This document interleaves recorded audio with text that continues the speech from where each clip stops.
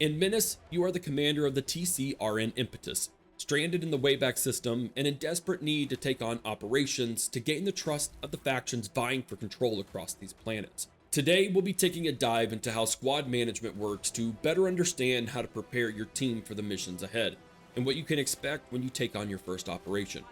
If you missed the first video on the strategic layer of the game, it'll be linked in the description of this video for some easy access. If you would prefer to check out a written guide, there's also a link in the description to the Steam version. Let's get into it. Each squad is led by a squad leader who has their own stats and perks that will allow them to be optimized for specific weapons, accessories, and playstyles. When you first start a new campaign, your squads will be equipped with standard TCRN equipment, gaining more options as you complete operations, gather loot, and acquire them from the black market. There are a few key areas to understand so you can take full advantage of your squads, starting with squad leaders. Each squad leader has 3 core stat areas to consider. First up are your battle modifiers, all of which have a direct effect while on mission.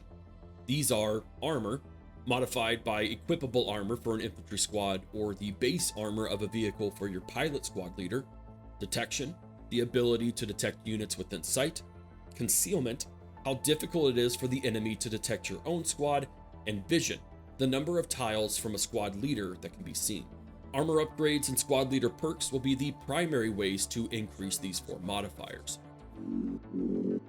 Your squad leaders have a range of attributes and stats that determine their roles and effectiveness on the battlefield.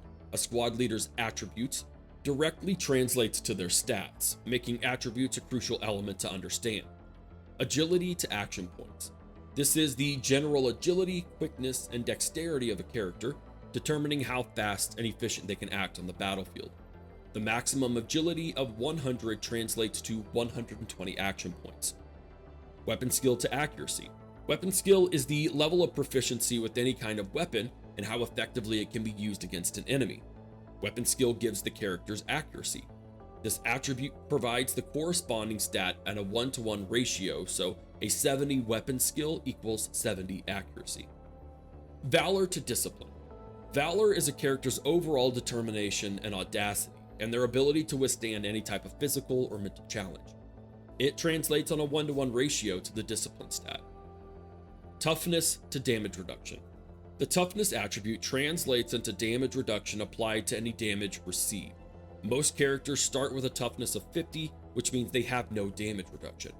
The maximum toughness of 100 translates to 50% damage reduction. However, certain characters that are more fragile than others might start with a value below 50, meaning they actually take extra damage from attacks. Vitality to hit points per element. Vitality determines the hit points of each element in a squad. The standard here is 50, which gives 10 hit points, while the maximum is 100, which offers 20 hit points per element. As with toughness, there are also characters with lower vitality, meaning the elements in their squad will have less than 10 hit points. Precision to critical hit chance. This gives the chance for each attack to score a critical hit, increasing the damage done by 50%. Most characters who are not explicitly trained in marksmanship will start with a precision of 0, meaning they have no chance of scoring a critical hit.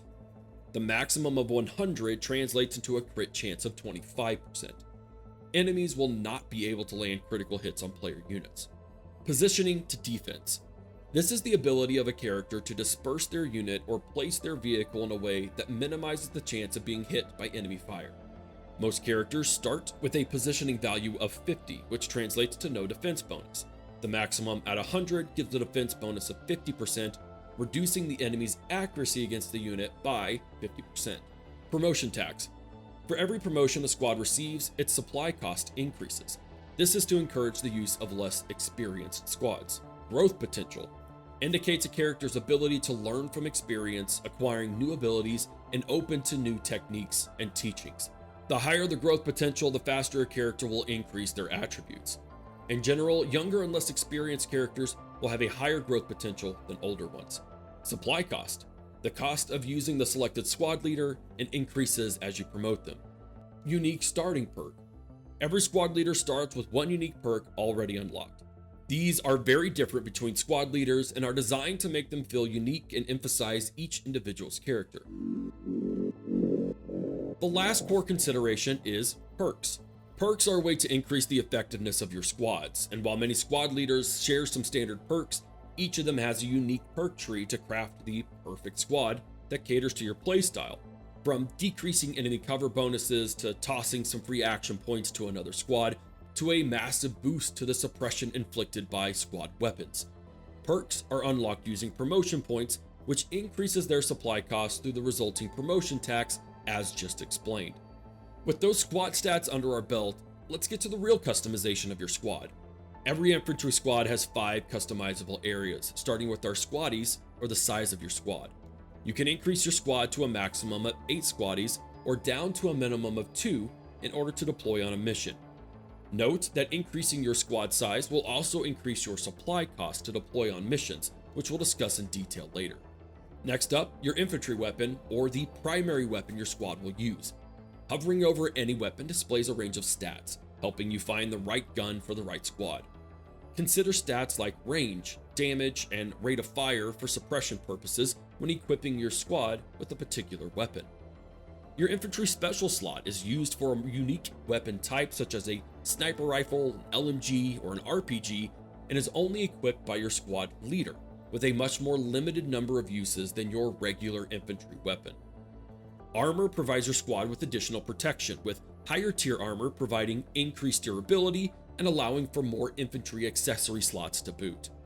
Armor is broken down into 2 parts: the armor rating itself, which reduces incoming damage against weapons with armor penetration, and armor durability, which is only reduced when armor penetration damage is above the armor rating. Once armor durability is gone, the squad will take full damage from any incoming fire that hits. The infantry accessories can range from grenades and magazine pouches to explosives and reconnaissance drones, giving your squads an advantage on mission. One specific beginner's item to highlight is ammo pouches. Since your squad weapon has a limited number of uses, ammo pouches increase the number of times you can use it, preventing you from running out of ammo mid-mission. Pilot squad leaders are much less common but equally as varied as their infantry counterparts. Select your vehicle type to determine which modules you can deploy with, including MMGs, rocket launchers, and full-on tank barrels for area damage. Load up on accessories while you're here, and don't forget that you'll need to manually add squad leaders to the mission by selecting Add to Mission at the top right. Alright, we've prepped our squads, providing them with the range of weapons and specializations, including some custom names to instill some emotional attachment to our men. It's time to head into your first operation.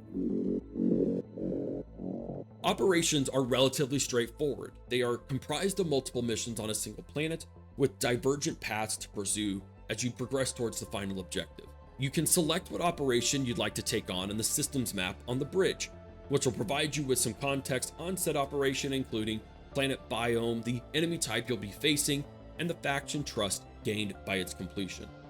Once you've selected an operation, we are locked in until you successfully make your way through it, fail a mission, or voluntarily abandon it.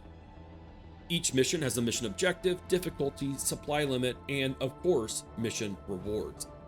Pay close attention to all of these. If you have multiple choices, the rewards could allow you to upgrade your squads with special equipment, or even provide more strategic assets, such as additional temporary military forces for another mission in the operation. Some missions will allow you to deprive the enemy of advantages as a reward instead. Once you've made your choice, it's time for mission prep. Mission prep provides an opportunity to review all the information you have before a mission launch, including areas of obstructed terrain, cover, and your deployment zone. Also included in the mission prep is the time of day and the weather, both of which have an impact on stats on the battlefield. The degree of information provided depends on the intelligence level, as mentioned in the strategic layer video.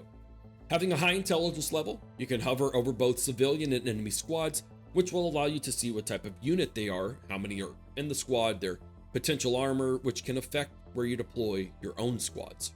It looks like we've gone over our supply limit for the mission, so let's make some adjustments by reducing the number of squaddies by a couple in both of our squads, and modifying some weapon layouts here. Now that we're safely under the supply limit, I'll drag my squads to the locations I want within my deployment zone, and I'm ready to deploy planet side.